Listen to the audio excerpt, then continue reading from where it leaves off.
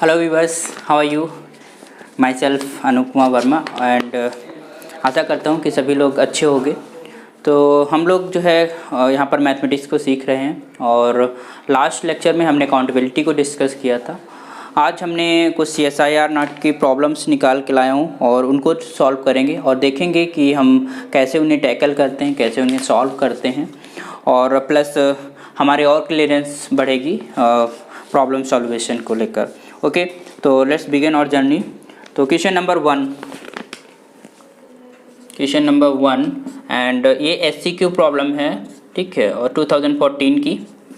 Okay, तो इसमें क्या बोला गया, हम इसको पढ़ दे रहे हैं और फिर हम इसका सोल्यूशन देते हैं। Consider the following sets of the functions on R, W the set of constant function on R, X जो है the set of polynomial functions on R, Y the set of continuous functions on R and Z is the set of all functions on R.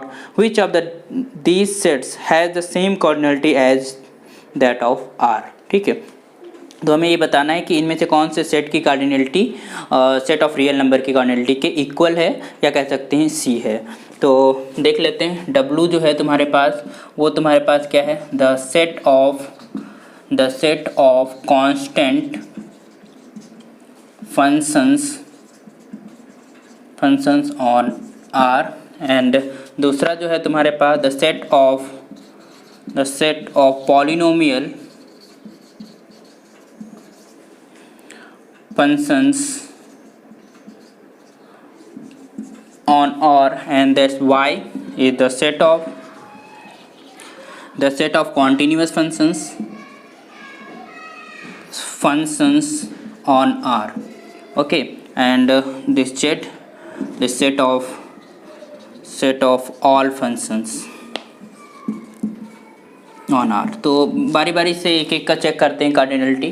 पहले की हम बात करते हैं, अगर हम W की बात करें तो W क्या है, this is your F such from R to R such that Fx is equals to K, where K कहाँ से हम ले रहे हैं, सेट ऑफ रियल नंबर। मतलब एक कांस्टेंट फंक्शन है और कांस्टेंट फंक्शन हम कहाँ के जो हम K सिलेक्ट कर रहे हो कहाँ से, सेट ऑफ रियल नंबर से। तो इसका मतलब है कि हम K कितनी हमारे पास कहाँ से सिलेक्ट कर रहे हैं, रियल नंबर। इसका मतलब कितनी तरीके से हम K को सिलेक्ट करते हैं, जितनी भी कार्डिनलिटी होगी किसकी, R की। This implies this W is equals to, you can say this cardinality of W is equals to cardinality of R and that's your C. Okay, बहुत सिंपल है। दूसरा हम आते हैं X की बात करते हैं। X क्या है, the set of polynomial functions on R। इसका मतलब पॉलिनोमियल हमें पॉली और से हमने डिनोट किया था, तो this will be poly of R। और ये तुम्हारे पास क्या होता है, this is n is equals to 0 to infinity and this is your Pn of R। ये एक हमारे पास पर्टिकुलर हमारे पास होता है कलेक्शन जिसमें डिग्री n होती है, उन सारे पॉलिनोमियल्स का कलेक्शन होता है। तो इसकी ज़रा हम वो देख लेते हैं कि कार्डिनलिटी क्या होती है। तो this is A0 plus A1x up to this is your AnX की power n and such that this is your An is not equals to 0 and this AI is from set of real numbers. Okay, तो हम देख रहे हैं अगर हम A0 को रखना है तो यहाँ C रखेंगे, वही फंडामेंटल प्रिंसिपल ऑफ काउंटिंग को लगाते हैं। यहाँ पर हमारे पास इसकी भी C वे से हम करते हैं और यहाँ पर हम C तरीके से। तो अगर हम cardinality of Pn of R की हम बात करते हैं तो ये तुम्हारे पास क्या हो जाएगा, C इंटू C कितने times, this is your n times. Okay, sorry n plus 1 times है ना, क्योंकि यहाँ पर n+1 टर्म्स हैं। तो ये 6 पावर n+1, इसका मतलब क्या हो गया, C। तो यहाँ से ये भी निकला कि this is cardinality of X is again your not C, cardinality of this one, इसकी C आ गई। अब यहाँ पर देखो, यहाँ पर PNR है, ठीक है, PNR यूनियंस है, जो इन सब PNR जो पॉली ऑफ R है वो इन सब का यूनियन है। तो अगर जब यूनियन की हम बात करते हैं तो हमने एक चीज़ बताई थी कि जब यूनियन होता है तो उनके कार्डिनलिटी का सम लिख लेते हैं, ठीक है। तो अगर हम कहें कि कार्डिनलिटी ऑफ X तो ये क्या हो जाएगी, दिस इज और C प्लस C और कितनी टाइम्स हो जाएगी, LF0 टाइम्स। क्यों, क्योंकि LF0 यहाँ पर कितने यूनियन है, LF0, दिस इज डिन्यूमरेबल यूनियन। तो यहाँ पर क्या हो जाएगा, LF0 इंटू C। तो ये तुम्हारे पास क्या हो जाएगा, C। तो इसकी भी कार्डिनलिटी इधर हम लिख ले रहे हैं। यहाँ लिख लेते हैं। तो कार्डिनलिटी ऑफ W निकली, that's your C। Cardinality of X निकली, वो भी C। अच्छा, Y की बात करते हैं। The set of continuous function on R, हमने इसकी बात की थी अपने लेक्चर्स में कि हमारे पास इसकी कार्डिनलिटी वही होती है जो M of Q of R की होती है, and that will be your C की power LF0 and this will be your 2 की पावर LF0 एंड ये क्या आ जाएगा C। तो सिंपल है, यहाँ पर C की जगह 2 की पावर LF0 रख सकते हैं, फिर LF0 मल्टीप्लाई के LF0 आ जाएगा तो 2 की पावर LF0 और वो फिर से C आ जाएगा। तो यहाँ से क्या आ जाएगी कार्डिनलिटी ऑफ Y, ये भी क्या आ जाएगा C। अच्छा, the set of all function from R to R, तो यहाँ पर कर लेते हैं। This is your M, cardinality of from R to R। तो ये तो हमारे पास इसकी कार्डिनलिटी C, इसकी भी कार्डिनलिटी C, और C को हम 2 की पावर LF0 लिख सकते हैं, तो इसकी पावर C, तो यहाँ से क्या आ जाएगा 2 की पावर C। तो यहाँ से जो निकला this cardinality of Z that's equal 2 की पावर C। तो हम देख पा रहे हैं कि, और एक चीज़ और बताए कि cardinality of set of R वो क्या होती है C होती है। तो हमें R की कार्डिनलिटी के बराबर कौन कौन से सेट की कार्डिनलिटी आ रही है, ये 3 सेट की आ रही है और इसकी ये नहीं आ रही। तो हमारे पास जो आंसर है इसमें ऑप्शन है only W and X, only W, X and Y, all of W, X and Y and Z। तो इसमें ऑप्शन क्या हो जाएगा only W, X, Y and, तो यहाँ पर अगर आंसर की हम बात करें तो only कार्डिनलिटी है W, X and Y। Okay, उसकी कार्डिनलिटी C होगी। तो समझ गए कैसे हमें करना है। ओके, रफ कर रहे हैं, नेक्स्ट क्वेश्चन करते हैं। अच्छा, नेक्स्ट प्रॉब्लम जो है वो भी SCQ की ही प्रॉब्लम है, और SCQ, और ये हमारे पास 2011 की प्रॉब्लम है। क्वेश्चन नंबर 2 कर लो। इसमें इन्होंने कहा कि 2 सेट्स हैं। Set A, this is your x square such that this is x less than 1 and greater than 0, and एक सेट B दे दिया है, this is x cube such that this is 1 less than x is 2।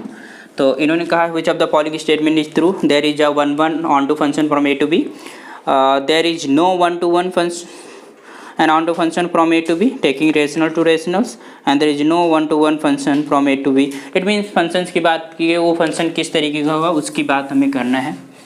तो यहाँ देखिए cardinality of A क्या हो जाएगा, क्यों x हमारे पास 0-1 से इंटरवल से हम ले रहे हैं, तो यहाँ पर भी हमारे पास कार्डिनलिटी क्या हो जाएगी C।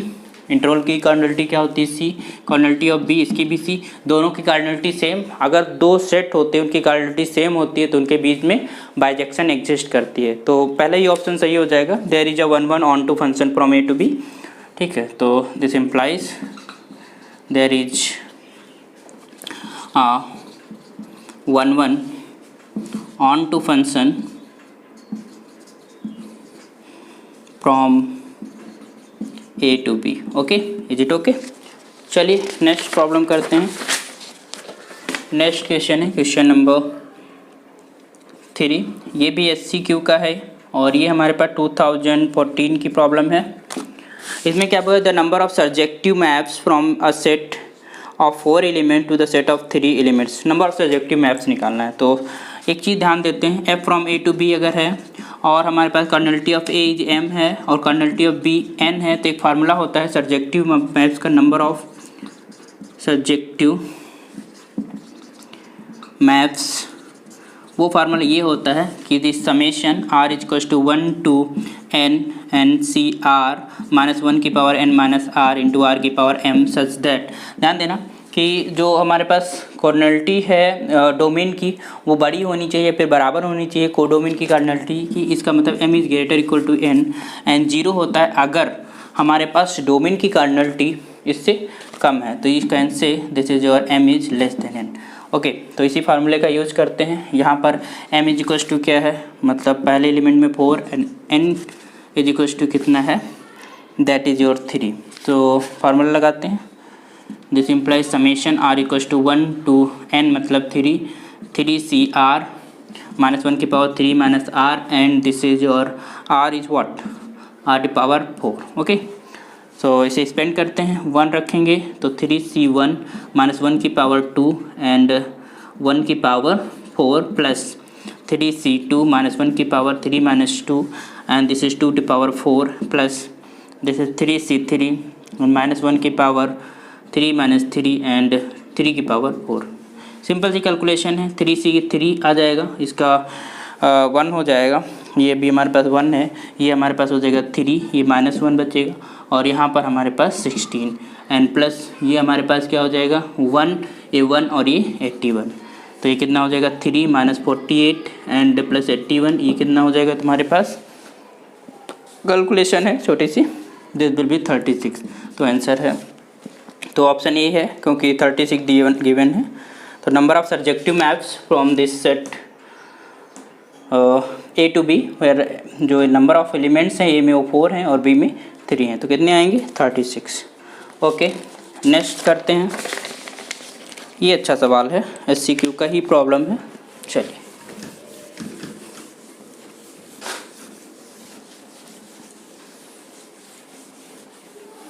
चलिए तो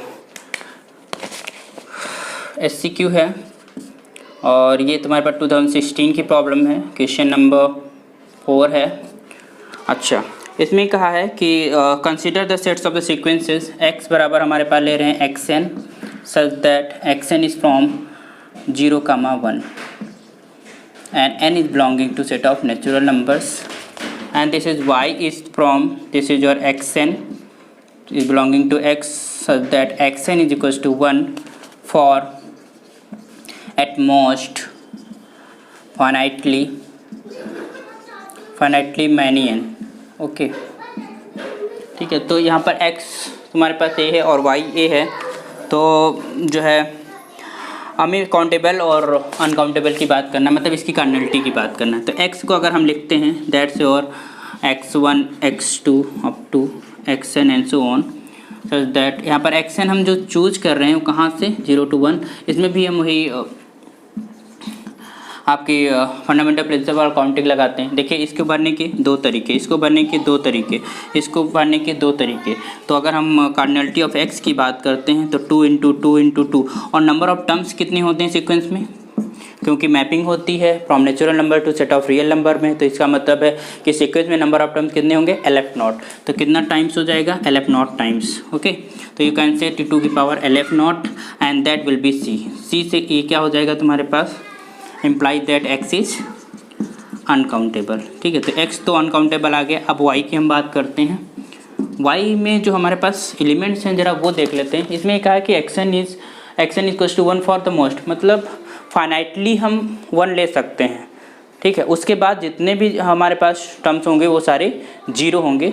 तो यू कैन से इसमें इस तरीके के एलिमेंट हैं 0 1 1 1 1 1 0 0 1 1 डॉट डॉट डॉट, उसके बाद 0 0, फिर अब सारे टर्म्स हम अगर 0, मतलब कहने मतलब है कि ऐसी टर्म्स होंगे कि फाइनाइट नंबर ऑफ टर्म्स होंगे जहाँ पर हम 1 रख सकते हैं। तो अगर इसकी हम कार्डिनलिटी की बात करें तो ये कह सकते हैं कि फाइनाइट नंबर ऑफ प्लेसेस हैं जहाँ पर 2 पॉसिबिलिटीज़ है 2 एंट्रीज करने की, एक 0 और 1, और उसके बाद सब पे क्या रखना है 0 रखना है। 0 का मतलब 1 पॉसिबिलिटी है। तो इसका मतलब है कि हमारे पास जो पॉसिबिलिटी आएगी 2 इंटू 2 इंटू 2, वो हमारे पास कितना टाइम्स आएगा n times, finite number of times, या उसके बाद तो 1 हमारे पास रहेगा जो LF0 टाइम जाएगा। तो 2 की पावर क्या हो जाएगा n, इट्स अ फाइनाइट, और फाइनाइट अगर कोई चीज़ होती है तो वो क्या होती है काउंटेबल। ओके, तो इसका मतलब है y क्या आ गया काउंटेबल। तो इसमें पहला ऑप्शन है x is countable, y is finite. हाँ, y फाइनाइट भी कह सकते हो, और लेकिन x जो है तुम्हारे पास काउंटेबल नहीं है। हाँ, x is uncountable, y is countable. हाँ, तो ये ऑप्शन सही, तो हमारे पास option 2 is correct. Okay, is it okay. अच्छा, एक प्रॉब्लम SCQ की है और अच्छी प्रॉब्लम है, चलिए इसको देखते हैं जरा। SCQ की ही प्रॉब्लम है तुम्हारे पास, एक SCQ की प्रॉब्लम है SCQ क्वेश्चन नंबर 5, और CSI नेट की ही प्रॉब्लम है 17। तो इनमें क्या बोला है कि let Z denote the set of integers and Z greater equal to 0 denote the set of set 0 1 2 3 consider it mean non zero integers की बात की गई है। और f एक फंक्शन है, ठीक है, f एक फंक्शन है जो हमारे पास डिफाइन किया गया है greater equal to 0 to Z पे, ठीक, गिवन बाय ऐसे डिफाइन है g of sorry not g that's your f m comma n is equal to 2 की पावर m इंटू 2n+1, ये तुम्हारे पास है। Then the map f is, अब मैप f के बारे में बताना है। नंबर ऑप्शन 1 है onto subjective but not 1 1, 1 1 but not onto, both 1 1 and onto, neither 1 1 not onto. तो देखते हैं इसका ये फंक्शन 1 1 है ऑन टू। देखिए समटाइम्स हमारे दिमाग में ये चल रहा होता है कि दो अगर कॉर्डिनेलिटी उनकी सेम है तो उनके जो है उनके बीच में बाइजेक्शन एग्जिस्ट करती है, 1 1 ऑन टू फंक्शन होता है। नो, बाइजेक्शन एग्जिस्ट ज़रूर करती है लेकिन ज़रूरी नहीं हर फंक्शन बाइजेक्टिव हो, इसलिए हमें इसको चेक करना पड़ेगा कि 1 1 है कि नहीं। अच्छा, 1 1 चेक करने के लिए हम क्या करते हैं, 1 1 के लिए f ऑफ x1 अगर दो इमेजेस सेम हैं तो उनकी प्री इमेजेस भी सेम होनी चाहिए, ये 1 1 की कंडीशन होती है। तो अगर हम दो इमेजेस सेम ले लेते हैं, मान लो हमने f of m1 comma n1 is equal to f of m2 comma n2, हमने दो इमेजेस सेम ले लिया, इसका मतलब 2 की power m1 into 2n1+1 is equal to 2 की पावर m2 इंटू 2n2+1। अच्छा, एक चीज़ देखिए, ये एक ऑड नंबर है, ये भी ऑड नंबर है, तो यहाँ पर 2 का फैक्टर तो नहीं मिलने वाला, यहाँ पर भी 2 का फैक्टर नहीं मिलेगा। तो इसका मतलब जो पावर्स हैं यहाँ पर 2 की पावर m1 है, यहाँ पर 2 की पावर m2 है, ये दोनों सेम होंगी। तो इसका मतलब है 2 की पावर यहाँ पर जो m1 है वो किसके बराबर आ जाएगा, m2 के, और जैसे m1 m2 के बराबर होगा ये इम्प्लाई कर देगा 2 of n1+1 is equal to 2 of n2+1, और यहाँ से n1 बराबर क्या आ जाएगा, n2। तो ये हमारे पास ये पता चला कि हमारे पास अगर दो इमेजेस सेम है तो उनकी प्री इमेजेस भी सेम ही होंगी। तो this equals to this is your n2, okay. तो ये तो पता हो गया, तो इससे क्या निकला, imply that f is 1 1 function, ठीक है, 1 1 तो निकल आया। अच्छा, एक चीज़ ध्यान रखें, ऑन टू हमारे पास क्या होता है कि हर एक कोडोमेन एलिमेंट के लिए एक प्री इमेज मिलनी चाहिए, या ये कह सकते हैं कि रेंज जो सेट है वो हमारे पास कोडोमेन के बराबर हो जाए तो वो हमारे पास फंक्शन क्या होता है, ऑन टू होता है। अच्छा, ऑन टू नहीं है, उसके लिए क्या करना होगा, कोई एक एलिमेंट इस कोडोमेन में मिल जाए जिसकी प्री इमेज इसमें ना मिले हो। तो अगर हमें आसानी से दिख रहा है कि एक एलिमेंट है जिसकी कोई इमेज नहीं है तो हम उसको हम आसानी से उसको हम टैकल करके और प्रूव कर देंगे। तो अगर हम यहाँ पर लेते हैं लेट 0, देखो अगर हमें दिख रहा है 0 है जेड के अंदर जिसकी कोई इमेज हमारे पास नहीं होगी, ठीक है। तो ये हमारे पास जो है इमेज कोई नहीं होगी, तो इसका हम देख लेते हैं क्या है, m into 2n+1 equals to 0 हम ले लेते हैं, और इसकी कोई प्री इमेज मिल रही कि नहीं। देखिए ये चीज़ हमेशा जो है नॉन जीरो रहेगा, जीरो कभी नहीं होगा, क्योंकि हमारे पास m जो है 0 1 2 ले रहे हैं, तो ये हमेशा, तो इसका मतलब क्या हुआ, 2n+1 बराबर 0 निकल के आ गया, और दिस इम्प्लाइज n बराबर क्या आ जाएगा, -1/2। तो इसका मतलब -1/2 तो इंटीजर्स में होता ही नहीं, क्योंकि n हम यहाँ जेड सेट ऑफ इंटीजर्स से ले रहे हैं। तो इसका मतलब क्या हुआ, this implies there is no pre image for 0 के लिए कोई भी प्री इमेज नहीं है। Implies that f is not onto function नहीं है। तो ऑन टू फंक्शन नहीं है, तो इसका मतलब क्या हुआ, इसमें ऑप्शंस हैं onto but not 1 1, 1 1 but not onto, तो ये ऑप्शन सही हो गया। 1 1 तो है बट ऑन टू नहीं है, तो this implies that 1 1 but not onto. तो ये बहुत है सिंपल तरीके से हम क्वेश्चंस को कर सकते हैं, है ना। चलो नेक्स्ट करते हैं, ओके।